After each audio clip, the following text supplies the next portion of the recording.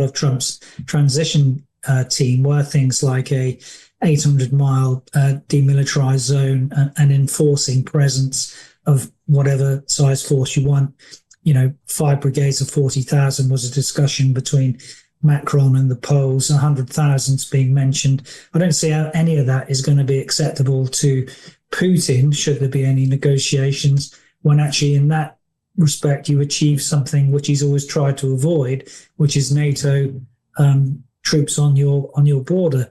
And the third part of what Kellogg has said was that there should be security guarantees. I think whatever happens, that is vital for Ukraine, because one of the other notions which has been used very recently, both by the National Security Advisor, Waltz, and by Kellogg, is the notion of a sustainable peace. And that is going to be the key thing for Ukraine, not just a just peace, but also a sustainable peace. Now, the right of arc on the support which might come from Ukraine is really, for me, what came out of the Helsinki Commission in September. That is the commission in America under Joe Wilson, who's a South Carolina Republican, which looks at American-Russian relations, which sort of said, when Donald Trump understands the nature of Putin and that he is never going to negotiate in an honest sense, then he will really know the nature of the man and regime, and is likely to go to that right of the arc of Kellogg's thing, that he might support Ukraine with everything that they have. And the leverage which Trump has is pretty significant in terms of both the volume of aid, either military, humanitarian, or fiscal, his notion of ameliorating the oil prices to also exacerbate the situation with the deep battle strikes on the oil and gas infrastructure, which Ukraine are doing very successfully at the moment. And the last part of that triumvirate would be the tightening the sanctions and possibly using the $300 billion of frozen assets. So all that looks pretty optimistic in the support for Ukraine. I think we have to be, the one point of realism I'd put in here, that Peskov also recently said that the price of oil is irrelevant to the continuation of the war. And I think we always have to bear that in mind, because ultimately authoritarian leaders who have variables themselves, because Putin could get further support from Iran, North Korea, or China, ultimately fight wars for political objectives. They've not really achieved any of those political objectives. And one of the reasons I think that Putin has said that he'd want a one-on-one with Trump, and therefore to exclude the agency of President Zelensky and the West, European NATO, the Bucharest Nine, however you want to frame it, is because he sees potentially that if he could play to the narcissism and ego of Trump, then he might be able to achieve more than he would in a negotiated framework in a multilateral sense. If Vladimir Putin declines Trump's offer on Ukraine, do you expect big confrontation between Donald Trump and Vladimir Putin? Do you expect Trump to use all necessary means to put more pressure on Vladimir Putin? Well, we have a pressure strategy. That is what is ongoing at the moment from Trump. What I don't see is any of this notion where people always go to this maximalist position that we're likely to have a World War III with the introduction of further weapons. I think one of the things that we've sort of seen with the demise of the Biden regime and the start of the Trump regime is actually, it seems that with the very clever attacks on the oil and gas infrastructure, that some of the sort of notions of escalation management, which Biden was always afraid of, seem to have been lifted. And for example, the attack this week on the Ryazan refinery prior to the war, that was 5% of refining capacity of Russia came from that Ryazan refinery. So the strategic targeting of the Ukrainians versus the sort of minor tactical gains, although they are tactical gains, of the Russians, seems to me to be the way to go at the moment, because the losses from a Russian perspective make no operational or strategic sense at the moment, but only an absolute autocracy could sustain that.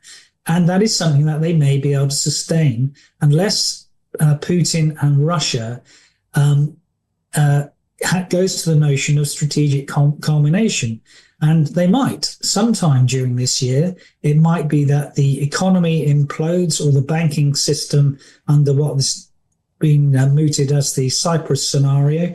That is that, you capitalize of everyone's savings into shares, and people generally will lose 85% of their savings to keep the Russian economy afloat. And the third part of that is that the refurbishment rates of the from the Russian inventory seems to have peaked. So this is a period of a problematic period potentially for Russia.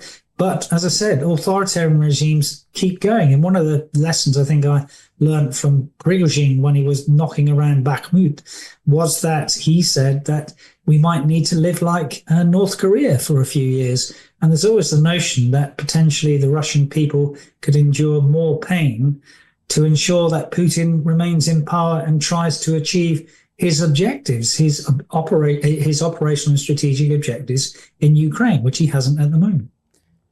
Do you think that Trump's administration is green-lighting Ukrainian strikes inside Russia right now? Well, they've not put a red card on them, so that's the most important thing. And I think certainly from the perspective of General Kellogg, the special envoy, and as an ex-military three-star, he has a pragmatic realism in terms of the approach to how you might win a war. Now, obviously, fighting generally stops for 1, 2, or 3 reasons, either because of decisive military victory, that doesn't look on the cards at the moment, or because of the improbability of military victory, that seems more on the cards, but Putin still believes that strategic patience is on his side, or thirdly, because of unacceptable costs, either economically, politically, militarily, or within the population. That is what Ukraine seeks to do at the moment, and actually what Putin sought to do in terms of, again, going for the energy infrastructure of Ukraine. We also need to understand why fighting doesn't stop. And one of the reasons fighting doesn't stop is because of the need for sufficient victory to justify the cost or sacrifice already incurred. So Putin will fight on in a forever war at the moment until he, one of those bits of the Clausewitzian trinity of the army walk off the battlefield as they did in 1917, or the population get fed up, or because there is elite defection. One of those three will probably pertain in the future. I'm not sure that will be 2025. I hope it is. But it's more likely that Putin is on the strategic defensive rather than Ukraine. And although there are some minor, as I said, tactical gains for Putin, as long as there is steadfast support from both Europe and America, and even if America were to withdraw that, I think the Europeans should stand up to the pitch. Then this thing has a hope, because it is Trump's number one foreign policy priority, to come to some sort of denouement, if not in 25, then sometime down the line. And the reason I'm saying not 25, but somewhere down the line, is negotiations can be very complex. And for example, it took 500 meetings and 2 years to get to the armistice in the Korean War in 1953. Do you feel that Donald Trump has enough leverage over Vladimir Putin to force him to make serious concessions to Ukraine during the negotiations? Well, the notion of negotiations anyway is, you have to, I think, put a slight caveat on that as well. That is a Western desire. It is not necessarily at the moment a Putin desire. So I think there'll still need to be more damage to Russia, significant damage at the strategic level to the oil and gas refineries, before you get into a position where he would even contemplate negotiations. And for example, I think it was Lavrov who said that a ceasefire is a road to nowhere.